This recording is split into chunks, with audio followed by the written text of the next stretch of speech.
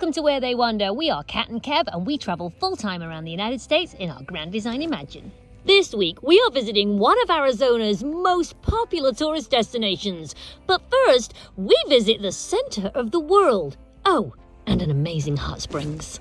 Old Fogey Hot Springs is located off the 8 freeway just outside of Holtville in Southern California. Well, we've made it to the hot springs. As you can see, it's a beautiful oasis. This is a thermal spring. It's pumping out hot water constantly. This is beautiful. I mean, it is really an oasis, guys. You gotta come out here. And you don't have to buy, you don't have to be staying at the LTVA. This is free. You can just drive up to it and come in. It's free. How amazing is that? And they clean it every Tuesday. Every Tuesday they completely drain it and power wash. So this pool here was just warm. And then the one in the middle is nice and hot.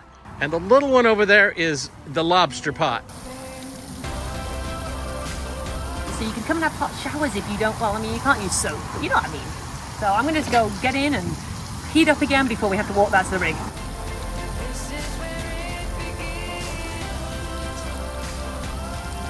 I often tell people that when you're in the desert, things are a little different.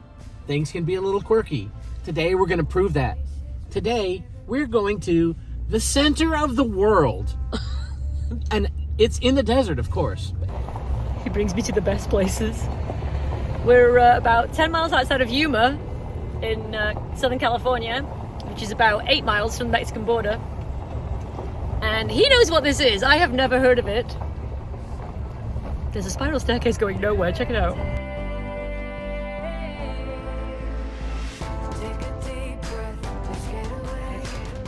Okay, I have absolutely no idea what this is. I mean, it says the wall for the ages at the center point for Memories, Felicity, California, the site of the official center of the world. What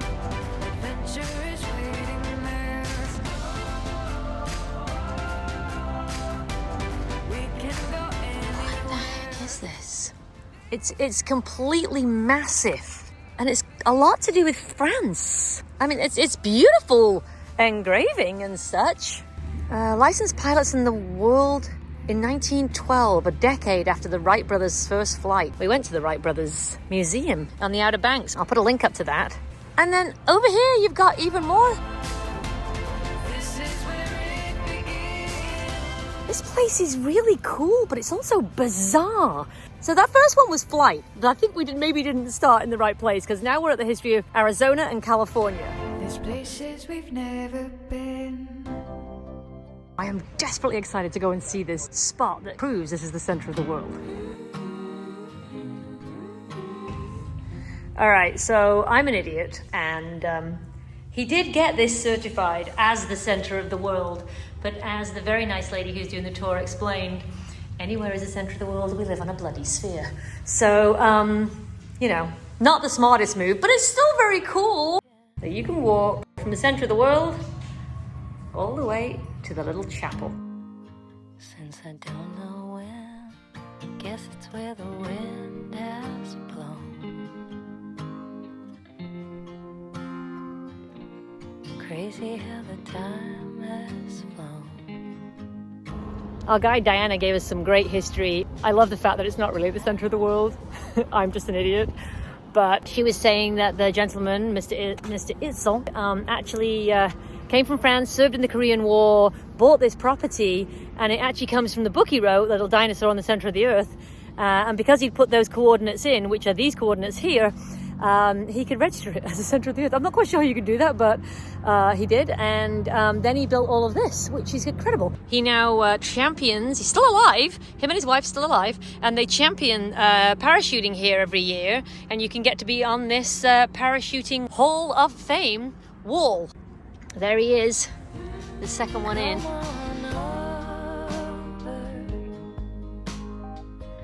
Let's talk about. That's kind of cool. Let's share our trip to Philadelphia, and you can see the real Liberty Bell. This place was started in the 1970s. They're still working on it. The church doesn't have any religious affiliations. It is just a church. It's based on a church that his wife fell in love with in Paris. So we'll go have a look at that in a second. But now we're on the Crusades. A lady comes from Ohio for a few days every I think she said every few months, and hand carves all of this into this granite. Diane says they get a lot of school children out here, and they can do brass rubbings, or they can, not brass rubbings, they can do rubbings. She said some people come and they stay in the little houses that are over here. They come here to read all of the history that is etched into these granite blocks. And it must take months, because this is not a small place by any stretch of the imagination. There are 49 steps up to the church. Let's go do it. A huge thank you to all our awesome subscribers. If you are not one of our subscribers yet, please go ahead and hit that subscribe button, and don't forget to like this video.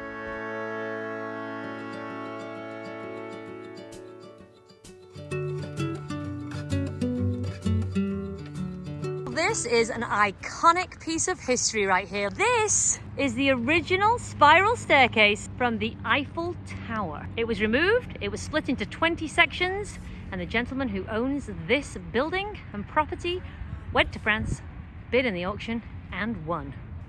The Eiffel Tower was built for the 1889 World Exposition in Paris, France, and it was designed and built by Gustave Eiffel. It was installed in 1990 as an outdoor sculpture. The plaque on this is 1898, and if you look at it, there's no welds at all. It's all rivets. Every stair is rivets on both sides. It's riveted to the pipe, and the pipes are riveted together. What a great place to stop on your way to Yuma. All right, let's head to Yuma.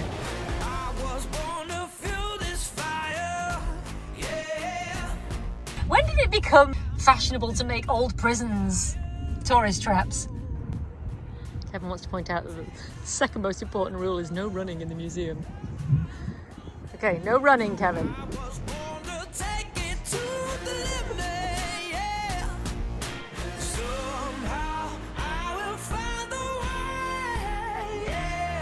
It's a self-guided tour, and the first place you go is to the viewing deck. Before this bridge was built in 1915, they used to ferry people across this river. The ferries were built here. It's originally the Indian tribes helped people over, and it was just crude craft that were built, and they were dragged over by ropes strewn across the river, and then later more modern ferries were built and was still in use until this bridge was built, which this bridge is gorgeous. I love it. The Anza Trail with the pioneers from Mexico came right through here. There were so many of them, it could be over a mile wide and 5 miles long. And they traveled in 1775 to 1776 for over 1,000 miles from Mexico to California. The Gray Bridge right here behind us is the Highway US 80 bridge, ocean to ocean bridge. It runs from San Diego, California to just outside of Savannah, Georgia, to the Atlantic Ocean. Wow. And it was one of the first transcontinental highways that was built. The first bridge across the Colorado River for the highway meant that they did not need to use the ferries anymore.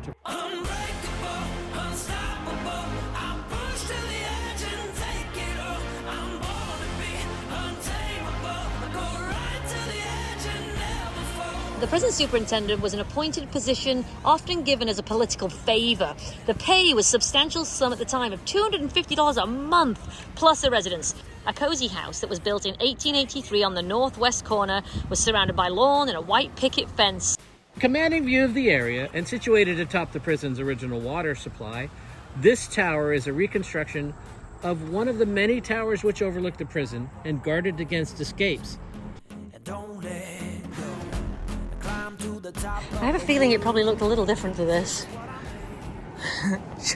I'm pretty sure they didn't have party lights when it was in use. The original fence around the prison was made of wood. To discourage escape, a massive 18-foot high adobe wall was constructed in the 1880s. Okay, this first little building, Uh-huh. Sally Port. One of the last remaining original adobe structures of the 1876 Yuma Territorial Prison, this facility served as the checkpoint through which prisoners entered and left the prison. Right here in October of 1887, the most infamous escape attempt, the Gates riot, took place at the Sallyport entrance. 7 prisoners attempted to escape using Superintendent Gates as a hostage. Gates, not faltering, ordered the tower guard to shoot. When the dust cleared, 4 inmates were dead, another was wounded, and 2 were recaptured. The 3 survivors were sent to the dark cell.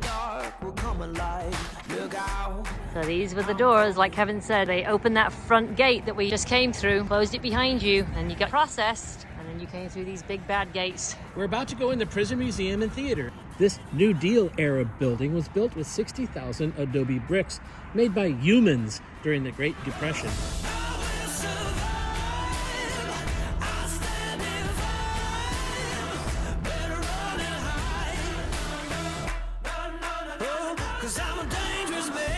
Shaking like the Holy Ghost. Better run and be afraid. They tremble when they hear my voice. I knew there would come a day. They say that I'm a wanted man. They got a bounty on my head. They're drawing lines up in the sand. This beautiful lace collar was made by this lovely gentleman right here, who was in prison for murder. I'm a dangerous man. When the prison was no longer in use because Yuma needed a bigger prison, it became a high school. It became the first high school here, and here they are. So they still come here and have their photograph taken, which I think is adorable. Now, escape was highly unlikely, but people still tried. If you attempted to escape, you got to wear the ball and chain. This guy right here, Barney Riggs, he killed this guy for bragging about having an affair with his wife, and so he was in prison for life, but he saved the warden during the escape attempt, and he was pardoned. What set this prison apart was they actually had modern amenities, and this was considered a very high-tech prison for its time. It had a hospital. It had the largest library in Yuma. Inmates learned Spanish and German, as well as being taught to read and write. Along with learning to read and write and also learn foreign languages, they also had a band.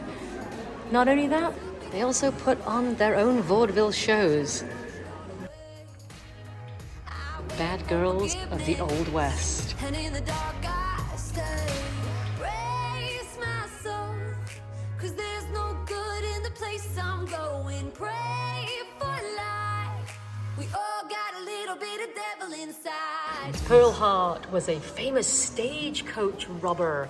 With her boyfriend Joe Boot, they robbed stages for years, and she was finally caught. Well, one of the unique things about Pearl Hart is, as you notice how big that rifle looks, she looks like a child. She was 100 pounds soaking wet and about 4 foot something tall.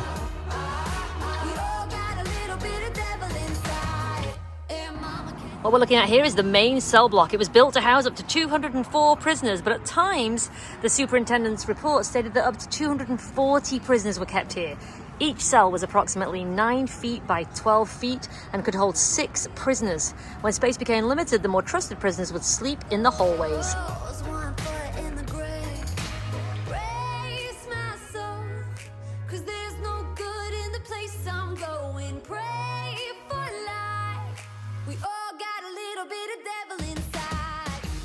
This guy was sentenced to prison twice here. He wasn't the only one that's sentenced twice, but he's the only one who was sentenced twice on the same day of the year, both times, November 26, 1882, and November 26, 1888. All right, here I go into this prison. Oh my goodness gracious me, this is very, very narrow. I mean, it says it's 6 feet across, but I don't know, guys. It feels a lot narrower than that. Six to a cell, but this has 2 cells adjoining, so it's 12. They were locked at night. They had daily work detail, and the details included rock quarry, kitchen, sewing shop, adobe yard, wood yard, prison construction. And after work on a Sunday, they had time for reading, arts and crafts, education, or relaxing. How nice. My goodness, this is close quarters. All right, let's go out. No, you're Oh, no. Oh, no, that's it. trying to break out. Cat trying to open the door. I swear I'm innocent. Does it not? Will you pull it? Oh. That's stuck. Oh, no way. There's no way. How would you even get out of here? This is so heavy. How would you break out? How about if I do this? Help me break out. Pull it towards yourself. Oh. Oh, my gosh. This is my whole weight. Whoa. Goodness me. That's it. You got to squeeze by.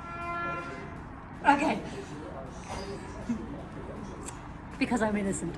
Kev's going to be sentenced. Okay, because you are so naughty, in you go to the dark cell. They say I'm a wanted man. Hold the line and break the fire. I'm setting all the captives free. But chains by a wire. All those suckers know my name, but I just gotta fight the fight. They love to play those dirty games. From the dark will come a light. Look out, I'm coming. Oh, so this is where the cage originally was. So they had a cage in here that was 12 feet by 9 feet. They gave them nothing but bread and water, and the door was closed, and they kept them in pitch black. This here is the infirmary. For a prison back then, to have any kind of hospital or infirmary was, it was incredible. It was unheard of. They were never really designed for women, and they didn't have any facilities, so that's the only cell there. But there was 29 women came over 30 years here. You know, they could put the women all together in the same cells, but when they came out to the yard, that was the problem. They didn't have facilities that were separated from the men, where the mess facilities and the yard facilities were all the same. Now we're leaving the cell blocks and going into the yard. But I'll rise up from the dead. Look out, I'm a trouble man. Look out, I'm a dangerous man. You can see here the original wall, which is obviously the lower part here, which is all adobe, built by the prisoners, and then the reconstructed wall to show you just how high it was. The prison bell. It was cast in 1875. It's 3 feet high and weighs approximately 800 pounds. The people of Yuma and the government here have done a fantastic job of renovating this and bringing it back as a historic site, and it is now the #1 historic site in the area. Look out, I'm coming. We hope you enjoyed our visit to some of the quirky areas of Arizona. Join us next week when we head to New Mexico and some of the most magnificent caves we have ever seen.